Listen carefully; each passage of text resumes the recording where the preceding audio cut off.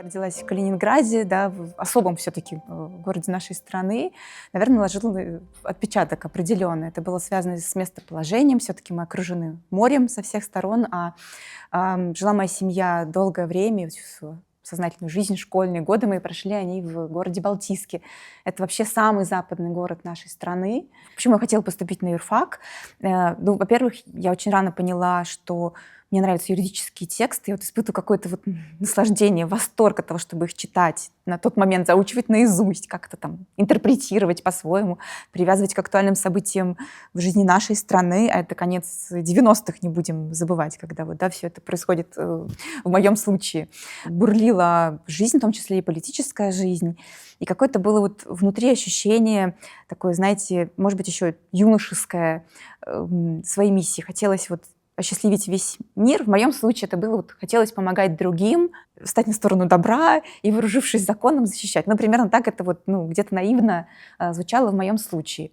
И попав на юридический факультет, соответственно, как и многие олимпиадники, на первом курсе я серьезно скучала, мне было скучно, но вот конституционное право очень сильно зажигало.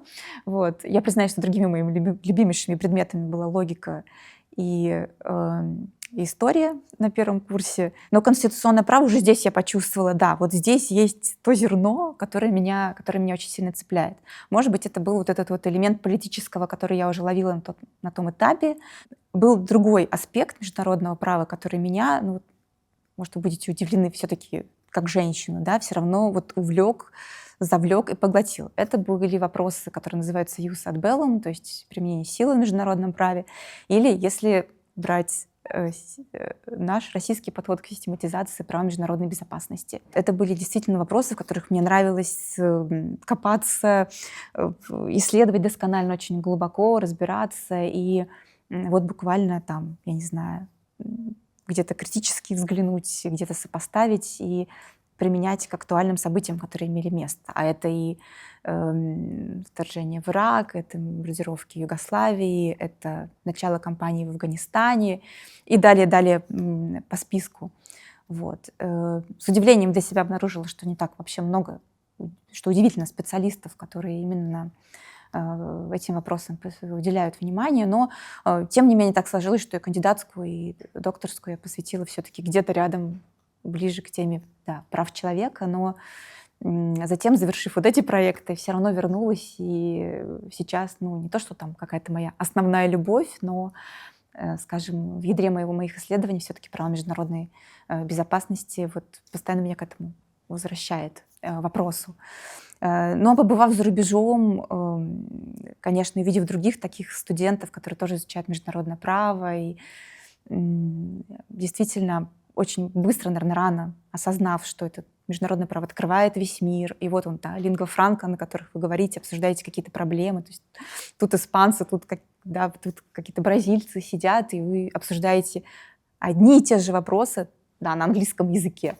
Вот. Это, конечно, меня поражало, наверное, где-то захватывало дух от этого, и обсуждаете на одном языке какие-то общие проблемы. Мне казалось большой случайностью, что я вообще поступила на юридический факультет, хотя мечтала об этом. Поступить было очень тяжело, практически нереально даже с моей золотой медалью. Но план сработал, меня взяли на юрфак. На юрфаке, опять-таки, казалось, и очень быстро я это поняла, что есть единственная возможность поехать за рубеж, поучиться за рубежом, это поехать в Германию. Но есть одно небольшое условие, нужно знать немецкий язык и пройти конкурс на немецком. Вот за год я выучила немецкий на таком уровне, который вот с приложением некоторой смекалки я просто попыталась продумать, какие вопросы может задать комиссия заранее. Прописала ответы себе. Вот. Сходила к девчонкам, соседкам по общежитию, кто знал немецкий, они поправили ошибки. Я выучила все это наизусть. И надо сказать, что комиссия попала в мои вопросы. Вот. Поэтому на первую свою стажировку я прошла вот на ура. Комиссия решила, что я очень хорошо знаю немецкий язык. Вот. Ну и да, вот эта вот возможность, обучаясь в Калининграде, да, ездить очень часто ездить за рубеж, вот, и обучаться у действительно очень-очень квалифицированных специалистов, в том числе по международному праву. Это, наверное, дало свои плоды. В частности, когда я была на еще семестровом обучении, курс по международному праву у меня вел Георг Нольте. Это позволило мне, ну, наверное, чуть не знаю, больше получить, чем моим, может быть, коллегам, которые обучались в других городах. Затем я поставила себе цель обязательно поступить в аспирантуру. В Калининграде аспирантуры по международному праву не было. И тогда я придумала, что надо ехать в Москву и поступать в тот институт, где есть аспирантуры, но нет своих выпускников. Это повышало мои шансы на успех. И мне очень сильно повезло, что Игорь Иванович Лукашук, вот звезда нашего советского, российского международного права, был в комиссии и как-то вот очень оценил мои ответы и взял, не просто в аспирантуру принял, а вот к себе под крыло взял. И, конечно, я очень многим ему обязана.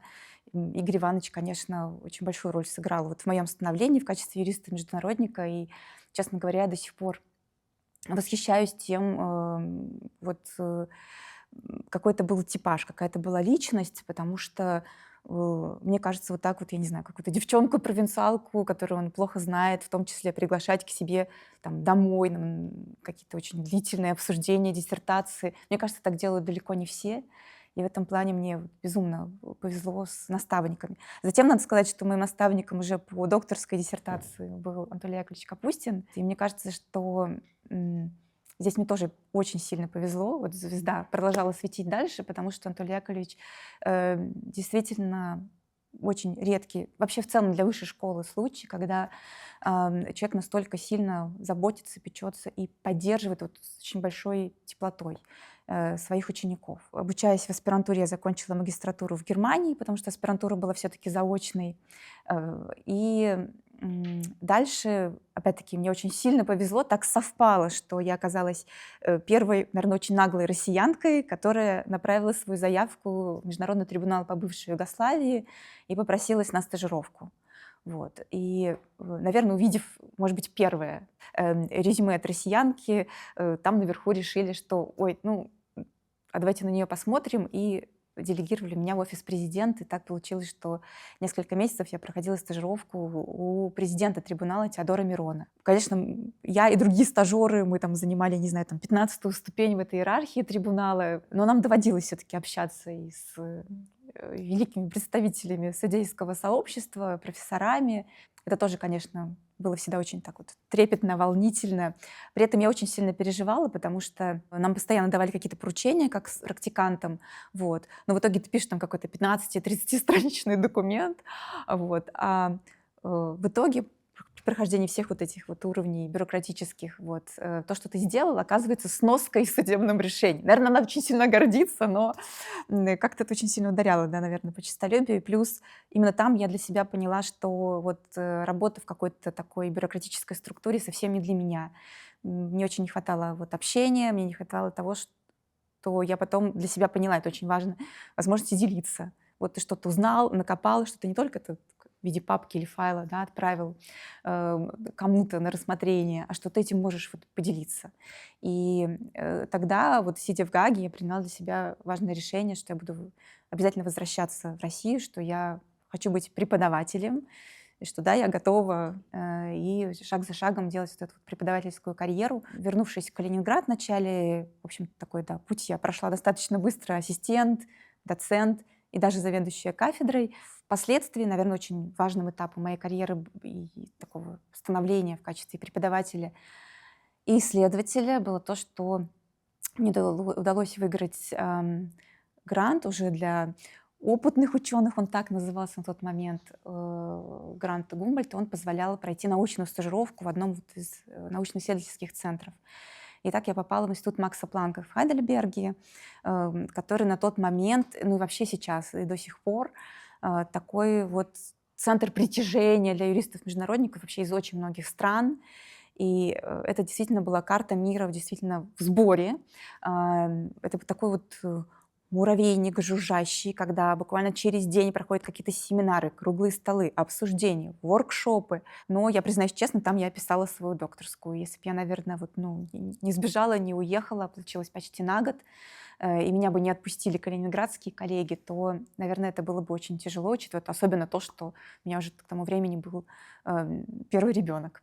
Ну и когда я вернулась, мне казалось, что вот я начну сейчас строить Макс Планк а-ля Макс Планк в Калининграде, но вот судьба распорядилась иначе, и мой муж перешел на работу в Москву, вот, и мы решили, что все-таки семья важнее, и мне надо было вот переезжать, перевозить всех остальных, подтягиваться. И настал вот этот вот момент, когда надо было, да, менять работу. Плакала я, плакали мои девчонки, мальчишки, вот все, с кем мы работали, как, не знаю, даже не команда. Это была не команда, какая-то семья. Вот, все жили такой вот какой-то единой в жизни, очень сплоченно. Не знаю, я больше нигде такого не видела, не встречала. Опять-таки, мне повезло, я написала в несколько вузов, и практически везде меня позвали на работу. Вот. В итоге я стала работать в Высшей школе экономики и по совместительству в дипломатической академии. Вот. Там же затем я защитила докторскую диссертацию. А в Высшей школе экономики, вот, начав с позиции доцента, я доросла до профессора, и затем, это случилось 3,5 года назад, в ходе реформы был создан департамент международного права, и вот я стала возглавлять департамент международного права. В общем, это очень длинная история, рассказана коротко. Я вам говорила, что все будет выглядеть очень логично. Так не было, поверьте мне, на любом из этих этапов были какие-то развилки, были альтернативы, были сложности и препятствия, но в итоге, да. Ну, это, в общем-то, особенности жанра. Это биография, в итоге все равно все складывается так, как если бы вот дорога была выслана с самого начала. Конкурсы. Это отдельная история, потому что все-таки я вошла в профессию сразу как тренер Джессопа, и мое становление как преподавателя, в том числе и как исследователя, как международника, шло через конкурсы, причем сразу с позиции учителя и наставника. Это тоже был удивительный, уникальнейший опыт, и я в свое время вообще очень сильно гордилась тем, что Калининград стал играть и участвовать в разных конкурсах, и зачастую даже достигать очень классных результатов, благодаря тому, что вот, да, это было международное право, и мы участвовали как на российском уровне, потом на международном уровне. Конечно, это открывало дороги, это было для нас таким карьерным лифтом. Очень интересно, что вы упомянули Джессоп. Сейчас, на самом деле, есть большое количество конкурсов по международному публичному праву. В каких еще конкурсах вы бы посоветовали, особенно молодым начинающим юристам, участвовать? Мне кажется, вообще мутовский опыт должен быть у всех юристов-международников, у студентов-международников. И действительно, прошло уже 2 года, мы открыли специализацию, у нас называется трек по международному праву на факультете права вышки. И в качестве таких, наверное, главных центральных моментов, там помимо углубленного изучения юридического английского, да, преподавания дисциплин на английском языке, как ни крути, это лингва франка сейчас международного права, мы обязательно указали вот, да, подготовку и участие в конкурсах по международному праву. Конкурсы действительно очень проводятся в разных форматах. Я здесь не буду отрицать того, что Джессоп все равно держит, наверное, пальму первенства, и в Джессопе обязательно нужно всем участвовать. Я вот навожу всячески рекламу. У нас был опыт участия в конкурсе Телдерса, был опыт участия в конкурсах, если брать, да, совсем, да, международный, это конкурс ПИКТЕ, который проводится в другом формате, больше как деловая игра. Наши студенты участвуют в конкурсе по праву ВТО. И кроме того, ну так оказалось, да, что под крылом нашей кафедры оказался и конкурс по международному коммерческому арбитражу ВИСа, и студенты там тоже очень классных успехов добились. Вот все всегда гордятся первыми местами, но когда это первое место на международном уровне, мне кажется, это как, я не знаю, золото Олимпиады, да. И вот у нас есть такая победа, это в 2016 году первое место в этом конкурсе завоевала команда из Высшей школы экономики.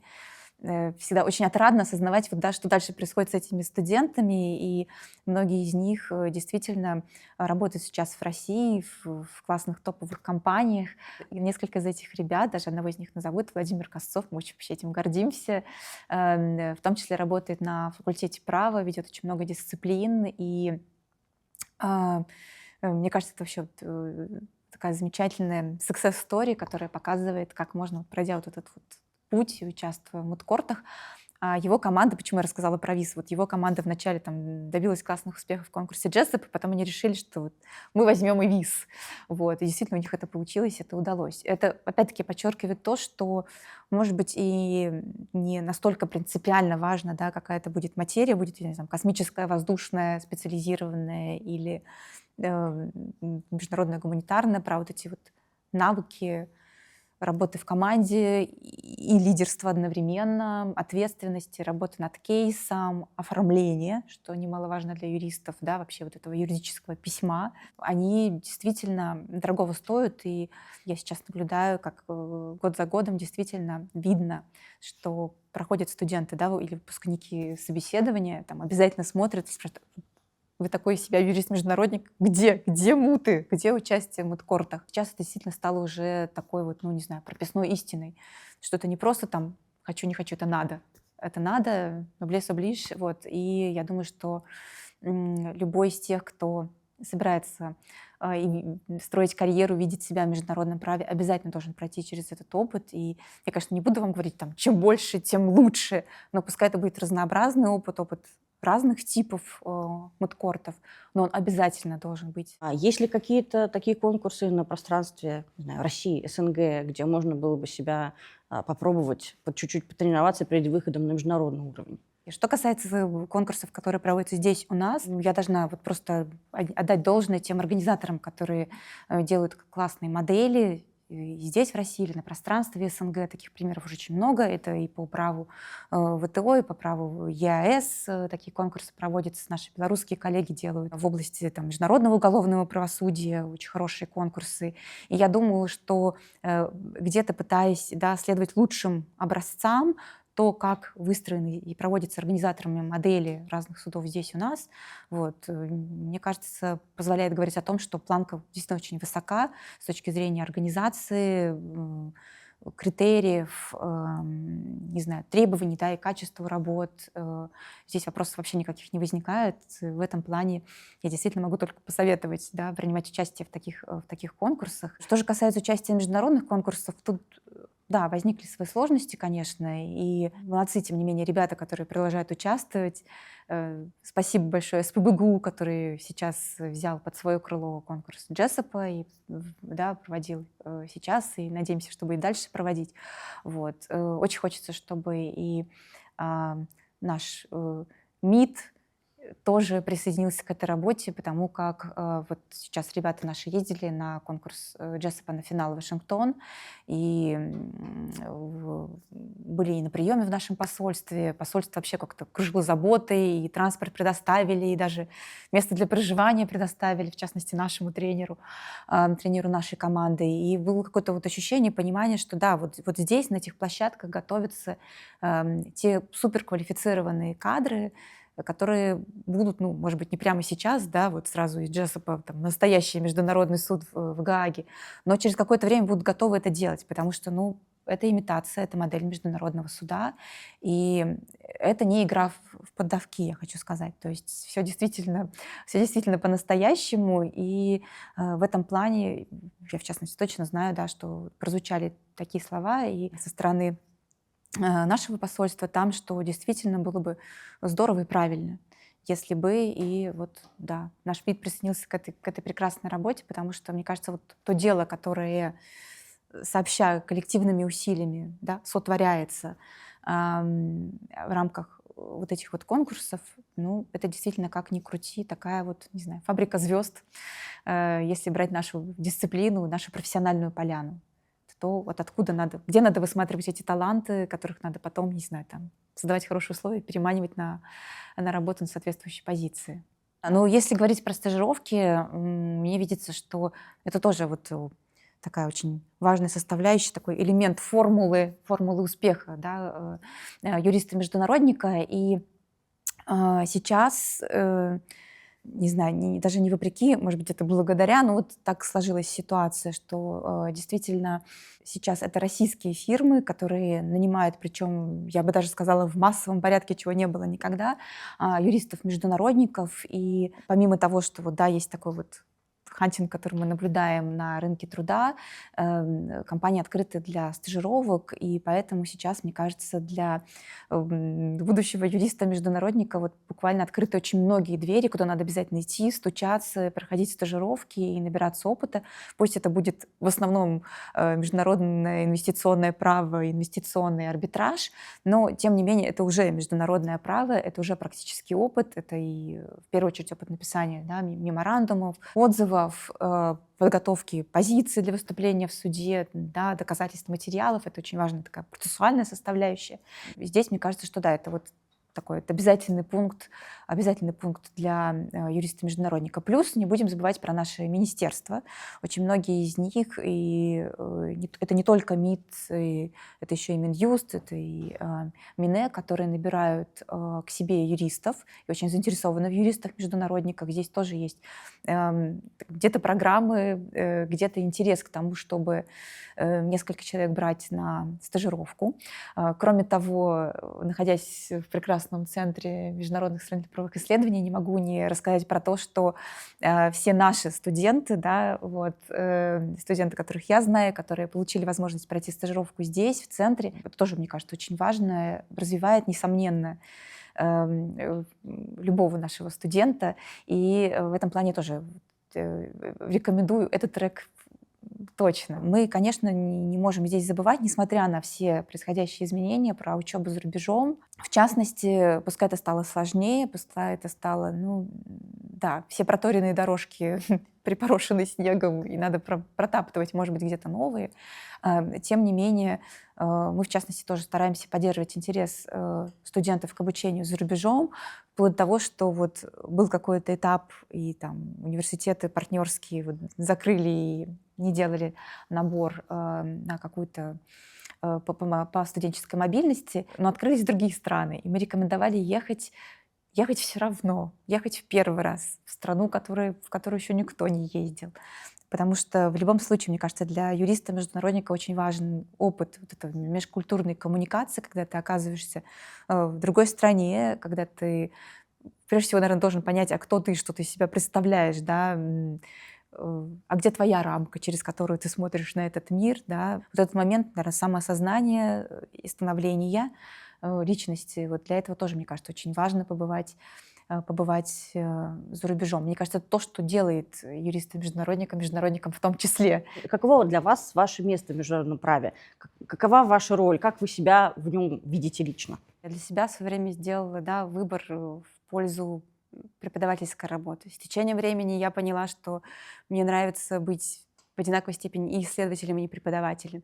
Сейчас я переживаю стадию, когда мне очень важно оставить какое-то наследие, то, что, я надеюсь, будет и перечитываться и после моего ухода из этого мира. И исследовательская работа меня больше, не знаю, увлекает, завлекает и где-то, да, в ущерб преподаванию.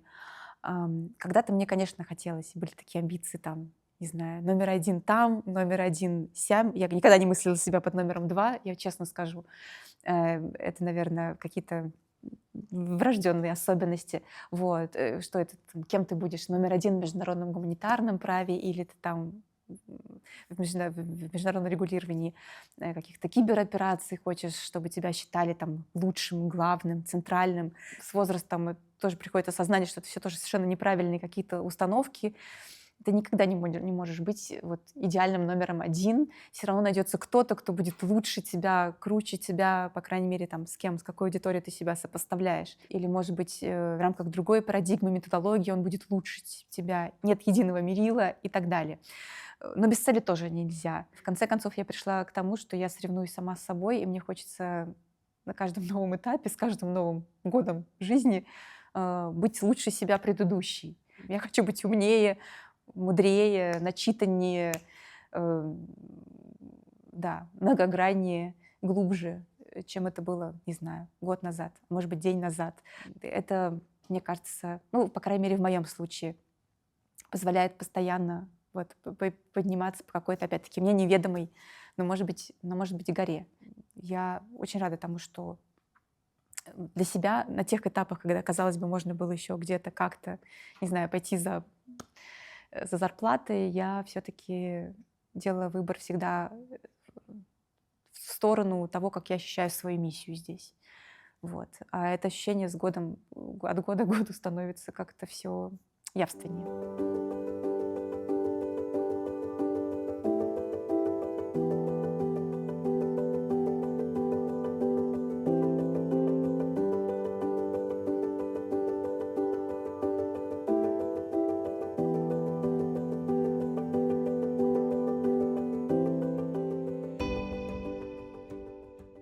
Эти цифры несколько, да, демотивируют, потому что получается, что вроде бы, да, если ты женщина, у тебя изначально меньше шансов, глядя на эту статистику, действительно, да, вот попасть и стать представителем того или иного государства. Вместе с тем я хочу сразу, наверное, внести небольшие поправки. Все-таки это статистика по международному суду. Вместе с тем в других судах и в частности ЕСПЧ, если не ошибаюсь, там на данный момент судей женщин даже больше, чем мужчин. Опять-таки, что это? Результат такого вот, скажем, несколько естественного отбора, или это искусственно созданная ситуация, что вот так как это больше права человека, то пускай там, скорее всего, будет, наверное, лучше смотреться женщина. Здесь очень много, конечно, аспектов и пластов, которые можно, вот этой проблематики всей, которые можно обсудить. Вместе с тем, так вот, наверное, даже оглядываясь назад, возьмем даже российскую науку международного права, в ней действительно всегда было очень много мужчин, и женщина была скорее исключением, чем правилом. То есть даже в процентном отношении юристок-международниц, которые занимались международным правом, было, ну, наверное, действительно вот где-то около 10, ну, может, 15%. А те, которые бы занимали ведущие посты или там, да, были, не знаю, завкафедрой международного права, их и того меньше. Вот. В этой связи, наверное, все-таки вот какое-то время, десятилетиями, а может быть, даже не десятилетиями, это действительно было такой очень мужской историей. Вместе с тем, да, времена меняются. И если посмотреть в целом на статистику обучения на юридическом факультете, девчонок учатся больше, чем парней. Вот. Если посмотреть, я не знаю, даже на нашу специализацию по международному праву, примерно 50-50, но скорее даже если не 50-50, перевес будет в сторону девушек. Дальше, мне кажется, все равно включаются моменты, связанные с особенностями все-таки роли, да, статуса женщины в обществе, как ни крути, и они связаны, наверное, даже не столько с какой-то, не знаю, политической установкой, а в целом с тем, что на женщине, которая делает академическую карьеру, если мы будем говорить про, да, там, доцентов, профессоров, которые одновременно занимаются практической деятельностью, действительно лежит гигантская колоссальная нагрузка, потому что, ну, в нашей стране, в частности, забота о доме, забота о детях — это скорее женское дело, чем мужское. Мужчина, наверное, скорее зарабатывает, да, и обеспечивает семью. В общем и целом ситуация выглядит таким образом. И в этой ситуации на девушке, на женщине, которая делает академическую карьеру, не просто, вот, как говорят, да, там, двойная нагрузка, дом и семья, да, дом и дети. Но это еще и особенности работы, специфика работы, связана с тем, что ты не только готовишь лекции, читаешь их, да, ты не просто преподаватель, тебе нужно заниматься научной деятельностью, которая требует сосредоточения, которая требует времени. Все-таки работа ученого-исследователя — это необходимость где-то уединиться, уйти в свою пещеру, башню из слоновой кости, вот, и сосредоточиться. Это все-таки длительный процесс, потому что тебе нужно философствовать, тебе нужно размышлять, и это не что-то такое рутинное, да, что ты можешь делать в перерывах между, да, в рамках своей многофункциональности. И в этом плане, мне кажется, что женщинам особенно тяжело выдерживать вот этот вот ритм, успевать за где-то требованиями, а где-то общей планкой, да, вот количество и качество научных исследований, публикаций. Потому что, как ни крути, вот мы, женщины, не только, да, 9 месяцев наших детей потом кормим их, вот, мы потом и длительное время их растим.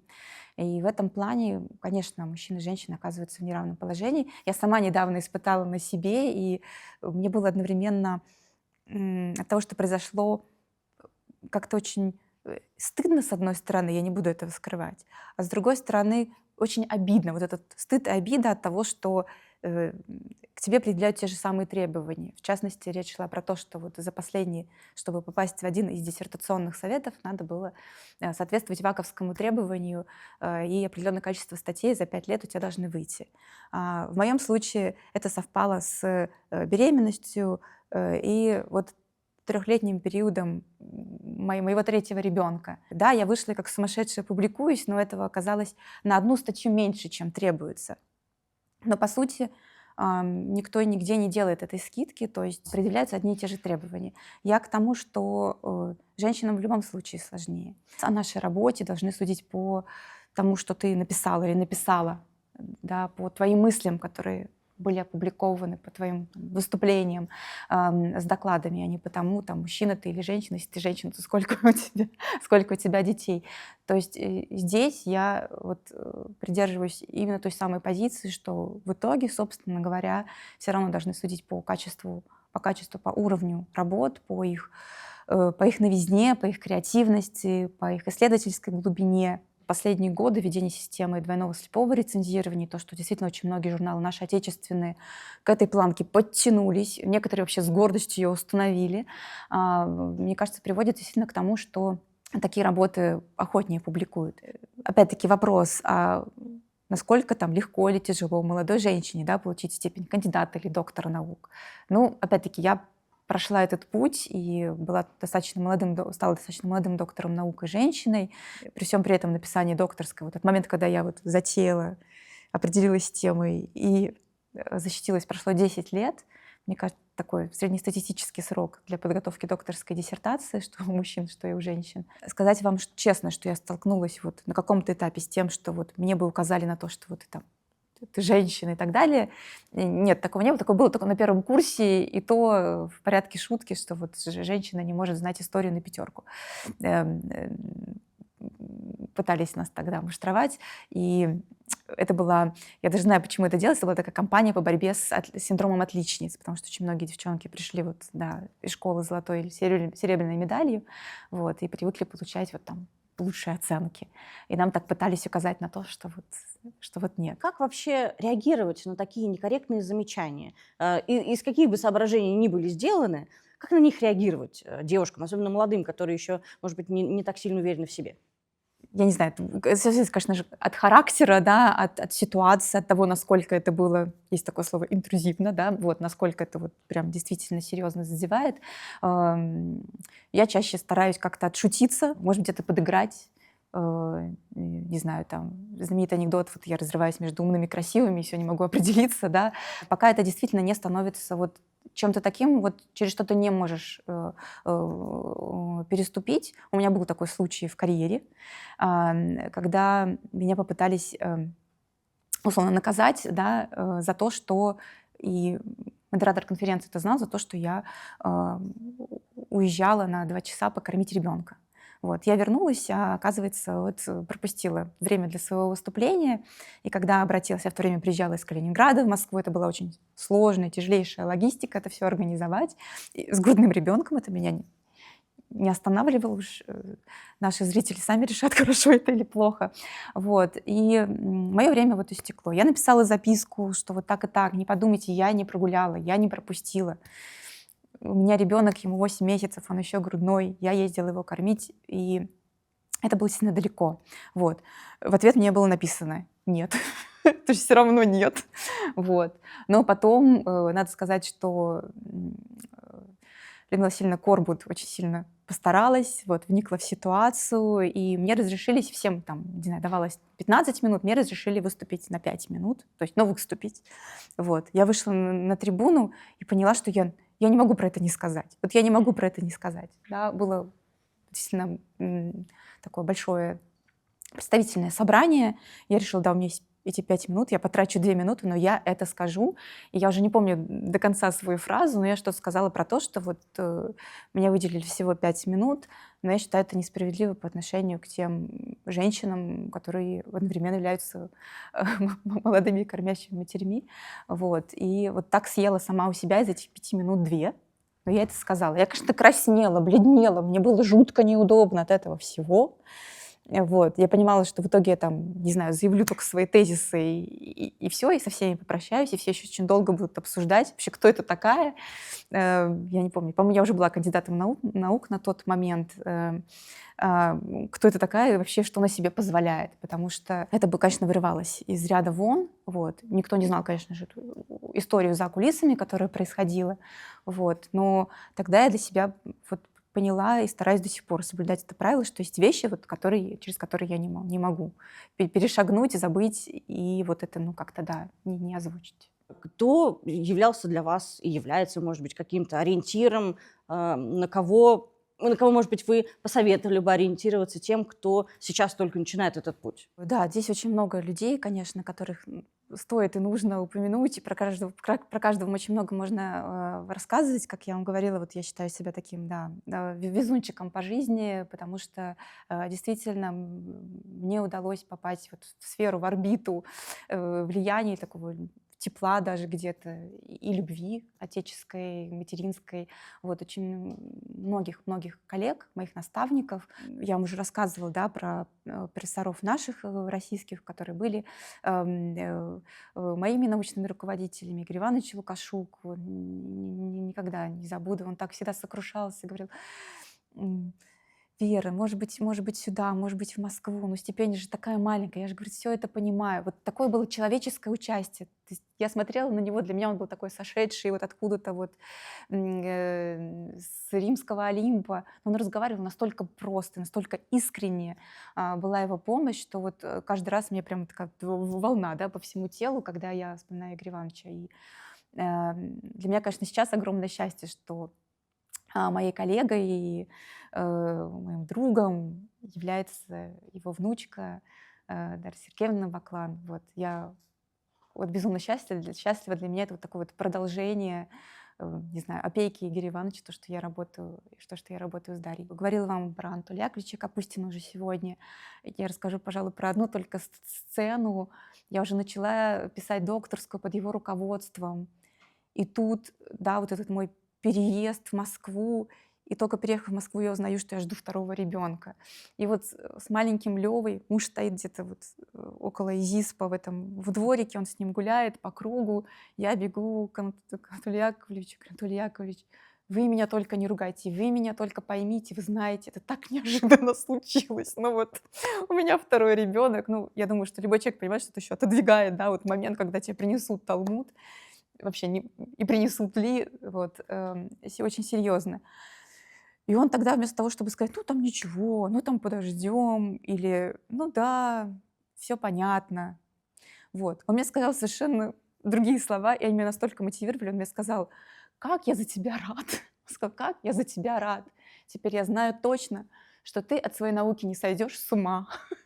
И мне кажется, это правда, потому что вот рождение детей, все вот эти вот хлопоты, да, твоя ответственность новая, они тебя очень четко держат на земле и не дают куда-то туда, в твоих размышлениях, где-то мечта, где-то вот это уже построенной большой и высокой слоновой башни, действительно немножечко оторваться от реальности. Вот он мне вот это сказал.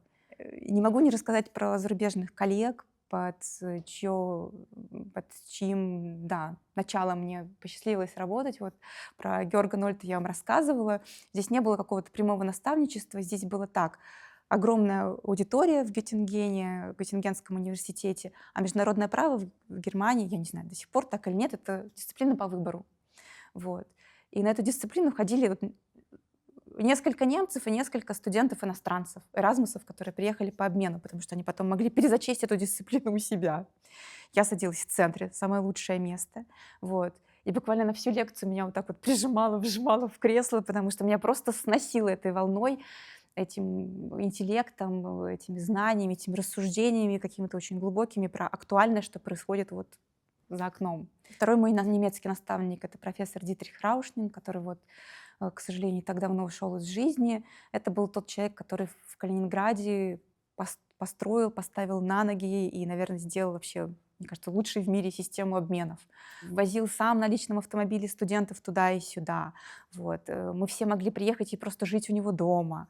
Когда я приехала в Геттинген с маленьким Ильей, он мне выбивал садик. Германия — это вообще вот очень сложная история. Вот. Он выбивал садик для моего сына, и он был тем человеком, который научил его кататься на велосипеде.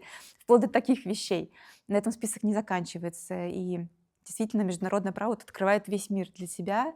И я очень рада тому, что познакомилась с несколькими профессорами. Это две женщины. Лариса Ванденхерик и Анна Ван Акен, которые тоже очень сильно на меня повлияли. И если брать Ларису Ванденхерик, то в свое время, когда вот я как-то все очень сильно переживала, как так, второй ребенок, докторская, административная работа, как мне это все совмещается. И я знакомлюсь с Ларисой Ванденхерик, которую я знала до этого только по работам. Вот. И она мне рассказывает про то, что она воспитывает 3 дочерей, вот, и при этом в разводе с мужем. Я поняла, что я не дорабатываю, что я гипертрофированно отношусь к своим бытовым сложностям, к совмещению там, каких-то типов деятельности.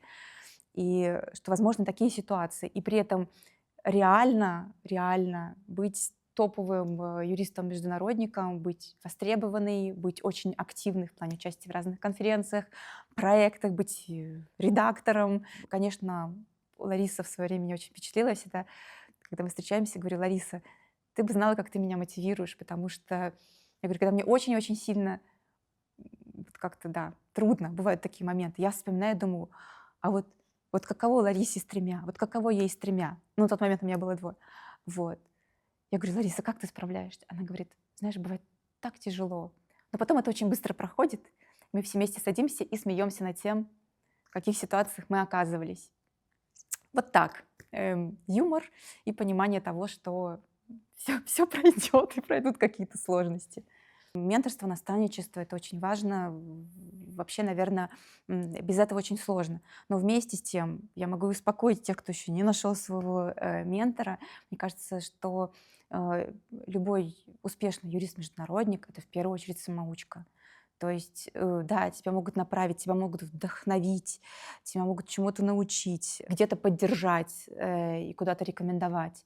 Но в первую очередь это вот умение, способность учиться, получать от этого удовольствие и делать это самостоятельно. Есть что-то, что девушки, например, которые пытаются устроить карьеру в этой связи, что они должны держать в уме? Специфика нашего сегодняшнего разговора — это все-таки про женщин в международном праве. Я начну, наверное, со специфики женщины, поделюсь своим опытом, который все-таки есть. И, в общем-то, 3 раза я одну и ту же методику, наверное, проигрывала и испытала все это на себе. В частности, учеными было установлено, что, наверное, чем больше женщина вовлечена вот в интеллектуальную деятельность, тем сильнее у нее срабатывает доминанта, связанная с вынашиванием и рождением ребенка.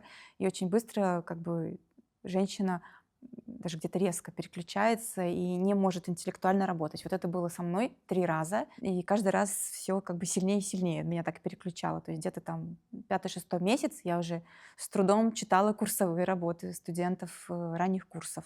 Причем я все это понимала, конечно же.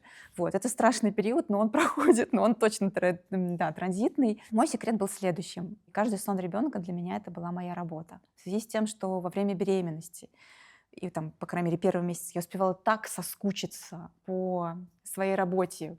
Я понимала, что я уже там отстала, я не прочитала новые статьи, там вышли какие-то решения международного суда. Я с такой жадностью, с которой, наверное, никогда ни до, ни после, вот этот период, когда ты каждую секунду ценишь настолько сильно, что, в общем-то, здесь опять-таки у тебя быстренько выстраиваются твои приоритеты, и ты понимаешь, вот в данный конкретный момент для чего? Для статьи, для поддержания собственного уровня. Что ты будешь делать, да? Что ты будешь читать или что ты будешь писать в это время.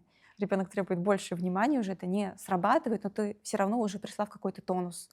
И это было важно. С каждым из своих детей я сидела до года. Рано дети выходили в садик с 2 лет. Я стала пользоваться ресурсом «Няня на час», где какие-то молодые девчонки, студентки, которые подрабатывают, приходят и пару часов проводят с твоим ребенком. Я всегда жила далеко от своих родственников, и приходилось, ну да, полагаться только на силы своей собственной семьи и на то, что вот где-то как-то кто-то. А потом дети подросли, и вот уже старшие и даже средние могли сидеть с младшей, могли готовить что-то. То есть, в принципе, многодетная семья — это не так страшно. Это где-то даже плюс.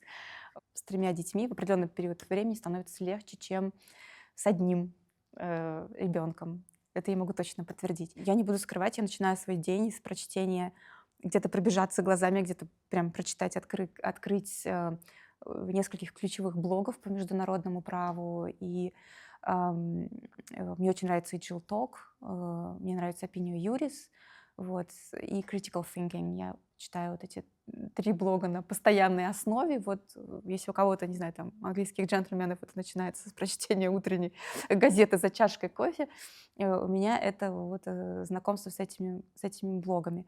Ты не можешь быть специалистом во всем, вот. Но, с другой стороны, это участь любого, так сейчас у нас называется, генералиста, да, того специалиста по международному праву, который специализируется на общей части международного права и не уходит, не специализируется узко на какой-то отдельной области, все равно требуется вот эта вот широта диапазона, а это в первую очередь время. А есть ли какие-то еще особенности женской социализации, женского характера, как угодно, которые девушкам при построении карьеры в международном праве стоит отмечать и учитывать, так скажем? Ну, есть такой стандартный набор, наверное, таких советов, которые любая, каждый из нас может прочитать, про то, что нужно говорить ниже, вот, что более низкий голос внушает больше доверия, а нам, девушкам, все-таки свойственно говорить более высоко. У меня, кстати, был такой случай, да, когда одна из команд Джессопа у меня готовилась к поездке тогда еще в Москву. Одна девушка, безумно талантливая, классно говорящая на английском языке, говорила очень высоко. Мы называли ее птичкой певчей, вот, потому что это было такое щебетание. Мы говорили: ну послушай,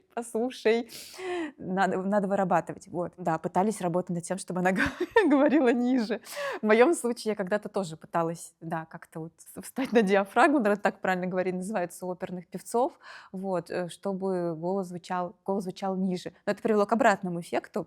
Я до сих пор помню, после одного из своих курсов собирала фидбэк у студентов, это был курс на английском языке, и мне все написали, как все было классно, как все было супер. И один человек написал: было прекрасно все, кроме очень низкого тембра голоса.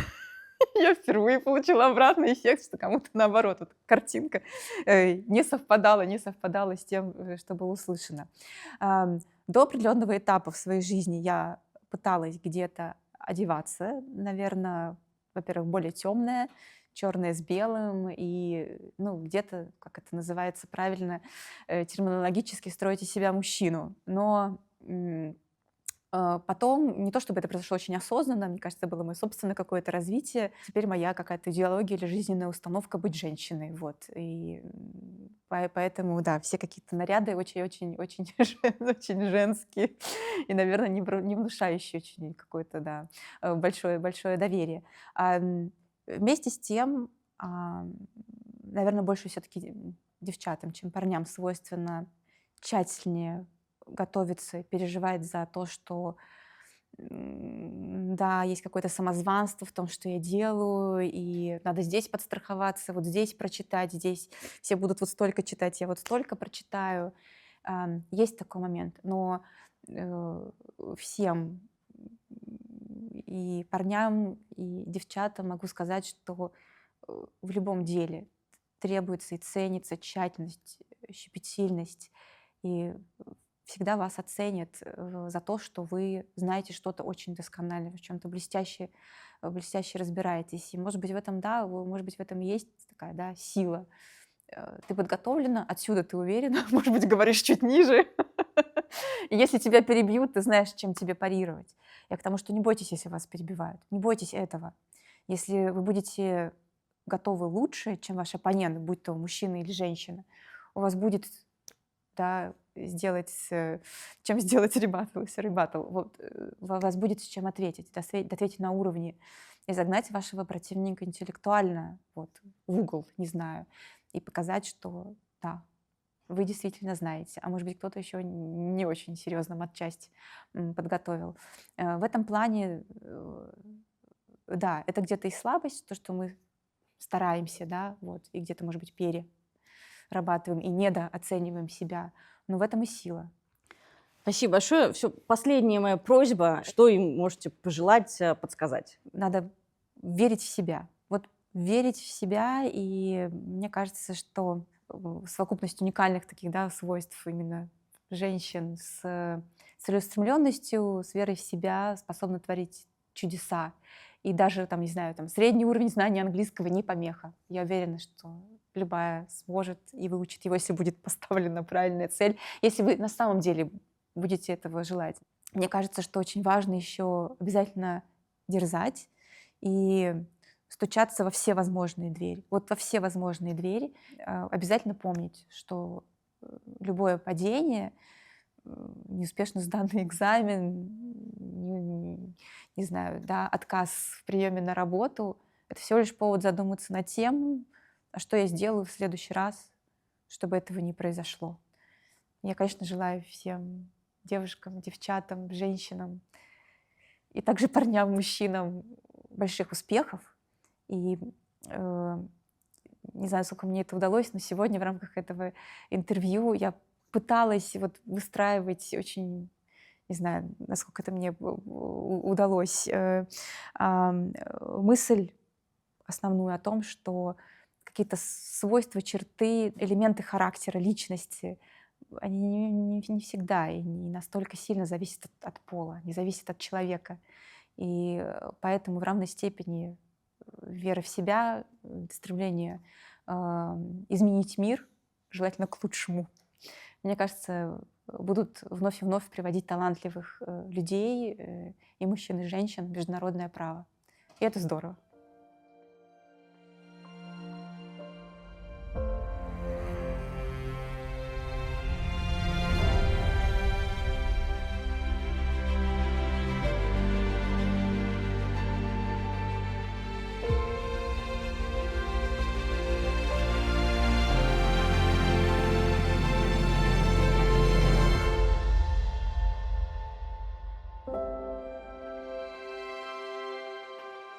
Thank you.